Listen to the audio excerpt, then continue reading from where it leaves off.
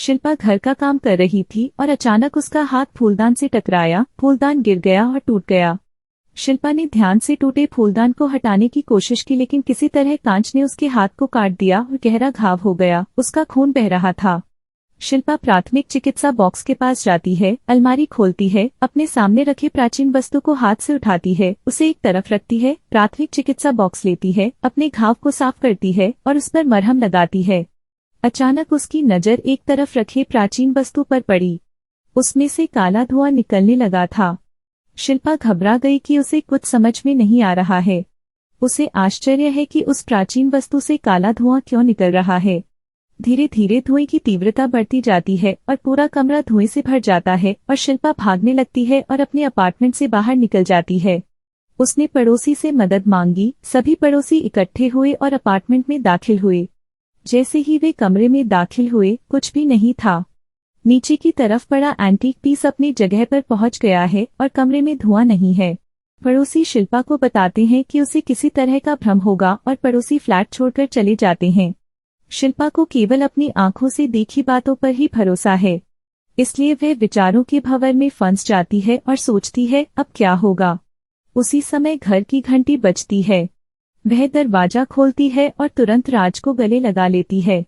उसे देखते ही शिल्पा कहती है, आज तुम जल्दी आ गए, यह देखकर बहुत अच्छा लगा जाने मन। राज उससे पूछता है, तुम इतनी डरी हुई क्यों हो और तुम्हारे हाथ में यह पट्टी क्यों बंधी है। शिल्पा ने सारी बातें बतानी शुरू कर दी। राज भी थोड़ा विचलित हुआ, लेकिन स्थिति को संभालने के लिए उसने भी शिल्पा को बताया कि उसके मन का भ्रम होगा। लेकिन राज मन ही मन सोच रहा था कि ये संयोग नहीं हो सकता, मुझे इस बात की जांच करनी होगी। राज सरकारी विदेश मंत्रालय में काम करता था, लेकिन ये सिक्के का सिर्फ एक पहलू था।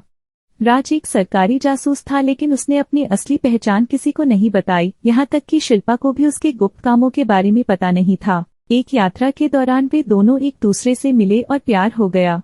बड़ों के आशीर्वाद से दोनों ने शादी कर ली। शादी के बाद वे अहमदाबाद के एक बहुत अच्छे इलाके में एक फ्लैट में रहने लगे।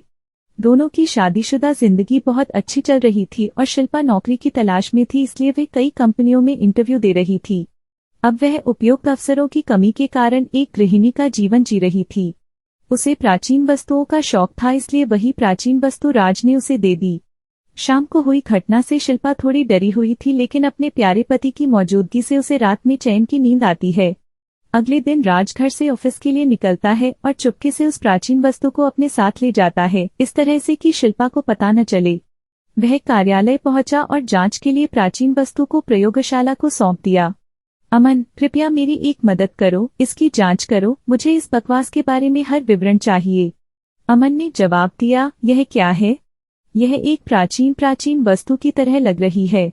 राज ने गंभीर स्वर में उत्तर दिया, मुझे यह अच्छी तरह से पता है, लेकिन मुझे इसकी प्रयोगशाला जांच के डेटा की आवश्यकता है। यह बकवास कितनी पुरानी है और अन्य सभी संभावित डेटा। ठीक है भाई, मुझे कुछ समय दो, मैं आपको जल्द से जल्द सभी संभावित डेटा दे दूंगा। लेकिन मुझे समझ में नहीं आ रहा है कि आप इसके बारे में जानने के लिए इतने उत्सुक क्यों हैं? अमन ने पूछा। इस बकवास ने राज अपने सहकर्मी से दिए गए प्राचीन वस्तु की जांच करने के लिए बात कर रहा था और अचानक राज का फोन बज उठा। शिल्पा डरी हुई आवाज में बोलती है, राज जल्दी घर आ जाओ, यह मुझे मार देगा, जल्दी आ जाओ। राज ने जवाब दिया, तुम्हें कौन मारना चाहता है? मुझे बताओ और चिंता मत करो, मैं आ रहा हूँ। शिल्पा ने डरी हुई आवाज में जवाब दिया, कृपया जल्दी आ जाओ, नहीं तो यह एंटीक पीस मेरी जान ले लेगा। राज हैरान हो गया और पूछा, क्या तुमने अभी एंटीक पीस कहा? शिल्पा ने जवाब दिया, जो तुमने मुझे तोहफे में दिया था, जल्दी आ जाओ, मुझे बहुत डर लग रहा है। यह सब सुनने के बाद राज अमन से अपनी बातचीत अधूरी छोड़कर घर की ओर भागा। कार चलाते हुए राज सोच रहा था, जिस एंटीक पीस को शिल्पा पवित्र मान रही थी वह प्रयोगशाला में है, फिर शिल्पा उससे कैसे डर सकती है? इसमें जरूर कुछ बहुत रहस्यमय बात होगी, लेकिन अगर मुझे सब कुछ जानना है तो मुझे घर जाना होगा। राज पूरी गति से घर की ओर भागा। थोड़ी देर बाद वह घर पहुंचा तो शिल्पा अपार्टमेंट के बाहर बैठी थी। उसकी नाक से खून बह रहा था और हाथों पर चोट के निशान थे। राज शिल्पा से पूछता है, तुम्हारे साथ यह किसने किया? तुम्हें चोट कैसे लगी? शिल्पा कुछ नहीं बोलती और राज को कसकर गले लगा लेती है और उसे छोड़ती नहीं। राज को घर पर देखकर कुछ राहत महसूस करने के बाद शिल्पा ने डरावनी आवाज में जवाब दिया, यह सब उस एंटीक पीस में मौजूद आत्मा ने किया है। राज ने उलझन भरे लहजे में कहा, तुम किस बारे में बात कर रहे हो? आत्मा? मुझे यकीन नहीं हो रहा। शिल्पा ने दुखी होकर उसे जवाब दिया, अब प्लीज यह मत कहना कि यह भी मेरे दिमाग का भ्रम है। मैं तुम्हें सच सच बताऊंगी कि मेरे साथ क्या हुआ। तुम्हारे जाने के बाद एंटीक पीस से फिर से धुआं निकलने लगा और एक बदसूरत आदमी की आकृति बन गई। इससे पहले कि मैं भाग पाती, उस आदमी ने मेरा गला पकड़ लिया और मुझे जबरदस्ती बिस्तर पर धकेल दिया। उसने लगभग मेरे कपड़े फाड़ दिए, लेकिन सौभाग्य से दरवाजे की घंटी बजी और अचानक वह गायब हो गया। मैं बिस्तर से उठी और पागलों की तरह दरवाजे की ओर भागी और दरवाजा खोला। मैंने देखा कि कुछ शरारती बच्चे घंटी बजाकर मुझे परेशान करने की कोशिश कर रहे थे। बच्चों की आज की शरारत ने मुझे उस दुष्ट आत्मा द्वारा बलात्कार किए जाने से बचा लिया।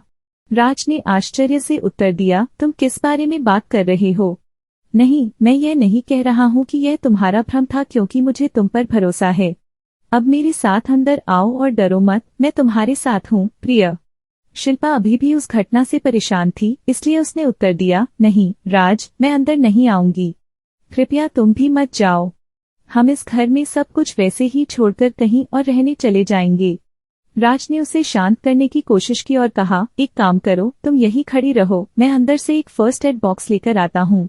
राज उनके अपार्टमेंट के अंदर जाता है और वहां का नजारा भयानक होता है। सभी चीजें फर्श पर बिखरी हुई हैं। उस भयानक स्थिति को देखने के बाद राज शिल्पा को अस्पताल ले जाने के बारे में सोचता है।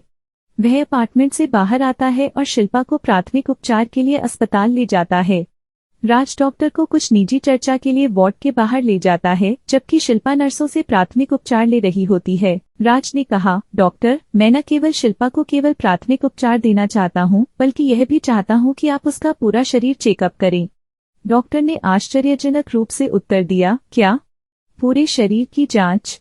मुझे लगता है कि यह सिर्फ मामूली चोटें हैं, पूरे शरीर की जांच की कोई जरूरत नहीं है। राज ने चिंतित स्वर में उत्तर दिया, मेरी बात शांति से सुनो, मैं तुम्हें बताऊंगा और तुम मेरी चिंता को समझोगे। राज ने डॉक्टर को शिल्पा के साथ हुई हर घटना के बारे में विस्तार से बताया। डॉक्टर घटना के बारे में जानकर हैरान हो गए और बोले, हे भगवान, तुम क्या कह रहे हो? यह तो संभव ही नहीं है।